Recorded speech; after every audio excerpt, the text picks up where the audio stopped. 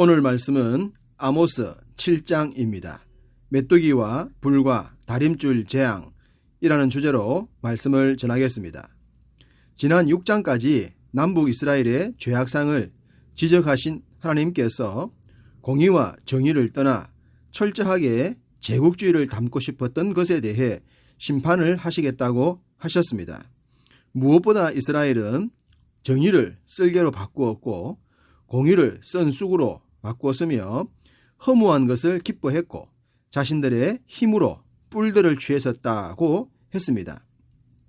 도대체 선택받은 백성의 모습이라고는 상상을 할 수가 없습니다. 이러면서도 자신들은 하나님의 심판과는 거리가 멀다고 자유하고 있었으니 기가 잘 노릇이지 않겠습니까? 그런 그들의 모습에 심판은 당연하고도 당연할 것입니다. 그래서 본장에서는 먼저 세 가지 재앙에 대해 말씀하십니다. 1절과 2절 초반절에 주 여호와께서 내게 보이신 것이 이러하니라. 왕이 풀을 벤 후 풀이 다시 움돋기 시작할 때에 주께서 메뚜기를 지으심에 메뚜기가 땅의 풀을 다 먹은지라. 성경에서 메뚜기 재앙은 천재지변의 대표라고 할 수 있습니다. 농경과 목축이 대부분이었던 당시 상황에서 메뚜기 재앙은 농경과 목축을 단번에 쑥대밭으로 만들 수 있었기 때문입니다. 하나님은 메뚜기의 재앙을 추수 후 풀이 다시 움돋기 시작할 때에 보내시겠다고 하셨습니다. 그렇게 되면 농작물의 수확은 전혀 기대할 수가 없겠죠. 선지자는 현재 이스라엘이 제국을 따르다가 강한 제국에 의해 많은 것을 잃어버려서 미약하기 짝이 없는데 이런 재앙이 지속되면 완전히 망하게 될 것이라고 간구합니다. 그러자 하나님은 선지자의 기도를 들으시고 뜻을 돌이키십니다. 즉 메뚜기 재앙을 멈추시겠다고 하신 것입니다. 우리는 이런 기록을 보면서 하나님의 마음이 너무나도 연약하시다는 생각을 하게 됩니다. 말씀드렸듯이 불신자보다 더한 악행을 일삼는 자들을 심판하는 것이 당연한 것임에도 불구하고 저들이 아파한다는 말을 들으시고는 금세 뜻을 바꾸시기 때문입니다.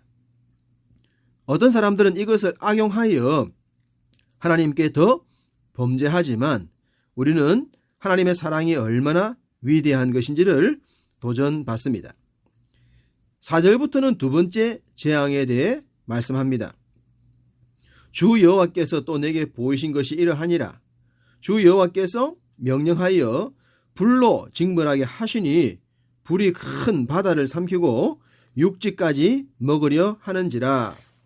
불의 재앙입니다. 불은 모든 것을 태워버리는 성질을 가지고 있습니다. 고린도전서 3장은 불로 우리들의 공적을 나타낼 것이라고 했는데 불 속에서 견딜 수 있을 정도라면 세상을 이길 수 있는 능력이지 않겠습니까? 그러나 불행하게도 당시 이스라엘은 불에 다 타버릴 존재밖에 되지 않았습니다. 하나님은 마치 불이 바다와 육지를 잡아먹듯이 하겠다고 하십니다. 우리나라도 한 번씩 대형 산불로 많은 피해를 입곤 하죠. 미국이나 땅덩어리가 큰 나라들은 불이 몇 주씩 타곤 하지 않습니까? 그렇게 되면 정말로 이 말씀처럼 육지를 다 삼켜버릴 듯 보일 것입니다. 그러자 선지자는 또다시 기도합니다. 5절 이에 내가 이르되 주 여호와여 청하건대 그치소서 야곱이 미약하오니 어떻게 서리까 하매. 역시 메뚜기 재앙 때에 했던 기도와 동일한 기도를 합니다. 그러자 금방이라도 바다와 육지까지 삼켜버릴 것만 같았던 불이 멈추게 됩니다. 하나님께서 뜻을 돌이키셨기 때문입니다. 앞서 말씀드렸듯이 하나님의 마음이 어떠하심을 알 수 있고 또 주의 종의 기도가 얼마나 중요한가를 알 수 있습니다. 하나님은 징벌을 하시면서도 용서해주고 싶으셨습니다.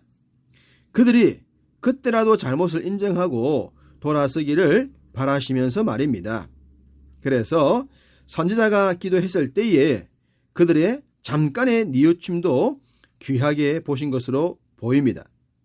마치 사악하기 짝이 없었던 북왕국의 아합 왕이 슬픈 척 기도했을 때 엘리야로 하여금 기도하는 아합을 보라고 하시면서 용서해 주셨듯이 말입니다.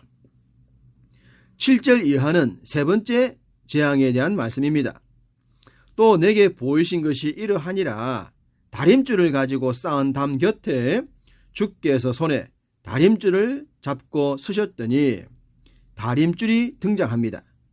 다림줄은 건물을 세울 때 기둥이 바르게 섰는지를 측량하는 일종의 측량줄입니다. 하나님께서 이 측량줄로 이스라엘 백성들의 영적인 자세를 측량하신다는 말씀입니다. 물론 기준에 맞지 않을 때는 심판을 하시기 위해서였죠. 그리고 우리가 예측할 수 있듯이 하나님의 기준에 맞을 리는 없었습니다. 성경 곧 경전이라는 말은 헬라어로 카논이라는 말에서 왔습니다. 그 뜻은 자, 척도, 기준입니다. 성경은 세상의 모든 것과 인생의 기준입니다. 그 기준에 적합하면 의요, 어긋나면 악이 되는 것입니다. 다림줄도 동일한 의미입니다. 하나님의 말씀으로 분별을 해야 합니다. 자기 소견에 옳은 대로 분별하는 것이 죄요, 악입니다. 하나님은 다림줄에 어긋난 산당들과 성소와 여로보암의 집을 파괴할 것이라고 하셨습니다. 인생이 살아가는 모든 세상에서 하나님의 기준에 어긋나는 것들은 반드시 제거를 당하게 됩니다. 우리 시대도 당연히 그렇습니다. 마지막 10절부터 17절은 베델의 제사장 아마샤에 대한 내용입니다. 일단 베델의 제사장이라면 부패한 제사장이라는 것을 짐작하겠습니다. 북왕국 이스라엘의 초대왕 여로보암 때로부터 이곳에 송아지 우상이 세워졌기 때문입니다. 그곳에서 제사장직을 행했다는 것은 예루살렘 성전에서 제사장직을 행했다는 것과는 차원이 다릅니다. 아마샤는 이스라엘 왕 여로보암, 정확하게 여로보암 2세겠죠. 여로보암을 찾아가서 아모스가 이런 말을 했다고 합니다. 여로보암은 칼에 죽겠고 이스라엘은 사로잡혀 고국을 떠나게 될 것이라고 말입니다. 이 말이 사실일까요? 그렇습니다. 사실입니다. 하나님께서 이미 말씀하셨던 내용입니다. 그런데 아마샤는 아모스가 왕을 모반하려 하여 이런 말을 만들어냈다고 합니다. 잘 아시듯이 아모스는 북왕국 이스라엘을 향해 예언을 했던 선지자였습니다. 여로보암 왕은 아마샤의 말과 아모스의 말 중에서 누구의 말을 듣고 싶었겠습니까? 당연히 아마사입니다. 고난이 있을 것이라는 아모스의 말을 듣고 싶지 않았겠죠. 결국 아마샤의 말을 따라 아모스를 멀리 해버립니다. 그동안 아모스 선지자는 2번의 중보 기도로 이스라엘이 당할 고통을 멈추게 하지 않았습니까? 그랬던 종을 멀리 했고 결국은 재앙을 자초하고 맙니다. 가까이 둬야 할 자를 멀리하고 멀리해야 할 자를 가까이 둔 결과는 무엇일까요? 17절 내 아내는 성읍 가운데서 창녀가 될 것이요 내 자녀들은 칼에 엎드러지며 내 땅은 청량하여 나눠질 것이며 너는 더러운 땅에서 죽을 것이요 이스라엘은 반드시 사로잡혀 그의 땅에서 떠나리라. 이 예언이 성취되는 것을 목격했을 때 아마샤와 여로보암은 어떤 생각이 들었을까요? 자신들의 선택에 대해 크게 낙심하고 낭망했을 것입니다. 누구라도 지금이 아니라 훗날 후회하지 않고 감사하기 위해선 지금 분별력 있는 삶을 살아야 합니다. 말씀을 삶의 기준 삼아야 합니다. 그래야 후에 막심하지 않은 날을 맞게 될 것입니다. 오늘도 주의 말씀의 기준에 적합하게 행하여서 후회 없는 삶을 살아가시기를 주님의 이름으로 축복합니다.